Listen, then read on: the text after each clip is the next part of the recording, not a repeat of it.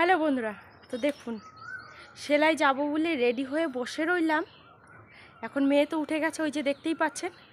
এখন বাজে 5টা 34 দেখলাম, 5টা 34 বাজে। এখনও পর্যন্ত আমি ওর কাছেই রয়েছি। 5টা অলরেডি বেজে গেছে, 5:30টাও বেজে গেছে, তো 6টা বাজতে যায়। এখনও আমার মেয়ে ওই যে দাঁড়িয়ে আছে। আর যতক্ষণ ও পিঁপড়েতে কামড়ে দিচ্ছিল, এই দেখুন, এই যে দেখতে পেলেন, ওই পিঁপড়েতে কামড়ে দিলে একদম রক্ত বার করে দেবে। তো যাই হোক, ওকে নিয়ে নিচে অনেক কান্নাকাটি করছিল বলে তাই ছাদে নিয়ে আসলাম। ছাদে এনে বাটিতে ফল কেটে দিয়েছি, একটু শসা, একটু লেবু আর একটু আঙুর দিয়ে দিয়েছি, সেটা খাচ্ছে এখন। আর ওর বাবা যতক্ষণ না আসবে ততক্ষণ আমি যেতে পারবো না। জানি না আজকে যাওয়া হবে কি না হবে, ওর বাবাও তো কাজে ব্যস্ত, তাই জন্য বলতে পারছি না। তো তাই জন্য ভালো ওকে ছাদে নিয়ে আসি। ছাদে এনে একটুখানি হচ্ছে ওর সাথে ছাদে আসতে ও ভালোবাসে, যেহেতু গাছপালা আছে, ও খেলতেও পারে। হ্যাঁ, তো তার জন্য আমি ছাদে চলে আসলাম। আর ছাদে এসে একটুখানি জামা কাপড়গুলোও তোলা হয়ে যাচ্ছে, আর এই দিকে মেয়েটা কান্নাটা বন্ধ হয়ে গেল। তো কি বলবো, আমার এই রকমভাবেই দিন যায়। হ্যাঁ, মানে কোথাও যাব, ছেলে মেয়ের পেছন লেগেই রয়েছে। তো ওদেরকে না নিয়ে তো কোথাও যেতে পারি না। তো সেলাইটা যাব, সেইখানেও বাধা। তো দেখি ওর বাবা কখন আসে, সেই চিন্তাই করছি। আজকে আরও অনেকগুলো জামা কাপড়ের পিস নিলাম, তো ভাবলাম যে ওইগুলো হচ্ছে কাটবো। তো জানি না আজকে কাটতে পারবো কি না। আর আবার মুখও না দেয়, মুখ করবে না দিদি, কারণ কি ও দিদি জানে ভালো করে মেয়ে আছে, আমার বাচ্চা আছে, ওর জন্য একটু অসুবিধা হয়। এদিকে তো বিকাল গড়িয়ে সন্ধ্যা হতে চললো, আর এদিক দিয়ে আমার জামা কাপড় তোলা হয়ে গেছে। ওইখানটা দাঁড়িয়ে দাঁড়িয়ে চুপটি করে দাঁড়িয়ে দাঁড়িয়ে আমার মেয়ে ফল খাচ্ছে। বাটিতে করে ফল দিয়ে দিয়েছি, ফল খাচ্ছে। তো ওইখানে রাখি, সিঁড়িঘরের এখানে জামা কাপড়গুলো রাখি। এখন তো নিয়ে যেতে পারবো না, পরে নেব, কারণ এখনও থাকবে ছাদে। আর ওর বাপ্পি আসবে, আর আমি ছাদের থেকেই টুক করে পালিয়ে যাব।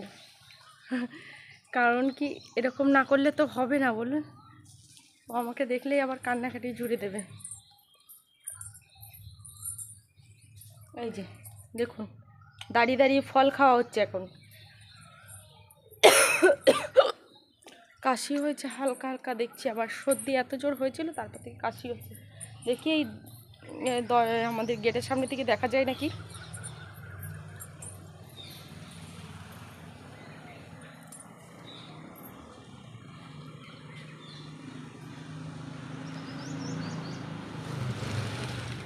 দেখুন এই রাস্তা দিয়ে এখন হচ্ছে কিছুই দেখা যাচ্ছে না, কখন আসবে কি না আসবে তাও দেখা যাচ্ছে না। ওই রাস্তা দিয়ে সোজা আসবে, এখন বলা যাচ্ছে না কখন আসবে। আর দেখুন আমাদের ছাদে, মানে পাশের ছাদে কত পায়রা। এই দেখুন কত পায়রা বসে আছে, অনেক পায়রা আছে। এরা পায়রা পোষে আর কি। তো আমার কারণ টেনশান হয়ে যাচ্ছে, 6টা বাজতে চললো। সপ্তাহে 2টো দিন যদি মানে একটা দিনও মিস করি না, সেটাও গায়ে লাগে। মাস গেলে 150 টাকা করে দেওয়া হয়, আর মানে কি বলবো, সপ্তাহে 2টো দিন সেটাও যদি না যেতে পারি, কীরকম লাগে না বলুন। আর বেশি দূরও নয়, অবশ্য কাছেই আছে। তো আমার একসময় মুখটা অন্ধকার লাগছে, একসময় ইয়ে লাগছে, যেহেতু আলোটা চলে গেছে। আর এখন হচ্ছে এই দিকে ঘোরালে একটুখানি অন্ধকার হয়ে যাচ্ছে, মানে ফোনটা ধরার চক্করে। ওর দাদার উপর ছেড়ে দিয়ে যাবো, দাদা তো ঘুমোচ্ছে এখন। তো চলুন বন্ধুরা, দেখা হবে নতুন একটা ব্লগে, দেখি যেতে পারি কি না পারি। তো পরের দিন আপডেট দেবো, এখনও বলতে পারছি না কখন আসবে। বললো 3:30 বাজবে, এদিকে 3:30 বেজে অলরেডি কটা, 6টা বাজতে 3:30 না, 5:30টায় আসবে। এদিকে 5:30 বেজে অলরেডি 5:45 6টা বাজতে চললো, জানি না কখন আসবে। তো চলুন, দেখা হবে নেক্সট ব্লগে। আবার সকালবেলা বলে গেছে, তোমার আজকে ক্লাস আছে, আমাকে তাড়াতাড়ি যেতে হবে, তাড়াতাড়ি আমাকে ছেড়ে দাও। সব করে দেওয়ার পরেও এই অবস্থা, যেহেতু আমার কাজ। Tata, bye bye.